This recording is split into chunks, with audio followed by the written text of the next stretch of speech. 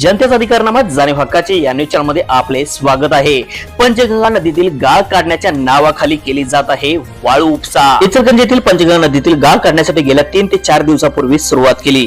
इचलकरंजीकर ही सुखाची श्वास घेतोच आता इचलकरंजी वस्त्रनगरीतील गाळ उपसा करण्याऐवजी अनधिकृतपणे वाळू उपसा केला जात आहे।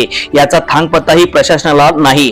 तब्बल 150 ते 200 डंपर वाळू उपसा केल्याचे अंदाज नागरिकांतून वर्तवला जात आहे। याचा जबाबदार कोण, महापालिका की प्रशासन? इचलकरंजी येथील पंचगंगा नदी गाळ मुक्त होण्यासाठी अनेक जण, अनेक सामाजिक संस्थांनी अनेक वेळा उपोषणे, अनेक वेळा आंदोलनेही केली। अखेर पंचगंगा नदी गाळ मुक्त करण्यासाठी परवानगी मिळाली, पण त्याच्या नावाखाली वाळू माफिया सक्रिय झाले आहेत। हे अचानक झाले आहे का? त्याचबरोबर या गाळ मुक्त करण्यासाठी पाटबंधारे खात्याला लक्ष देण्याची जबाबदारी दिली होती, पण त्यांनीही याकडे दुर्लक्ष केले।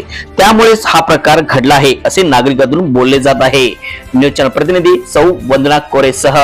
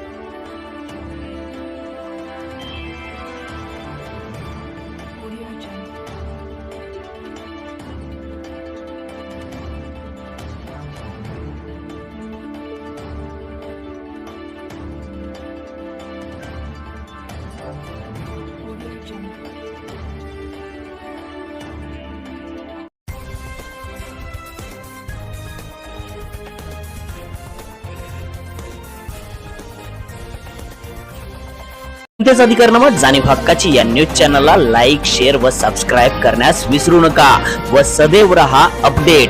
जाहिराती व बातमीसाठी आजच न्यूज चॅनलशी संपर्क साधावा। 80 87 820 897।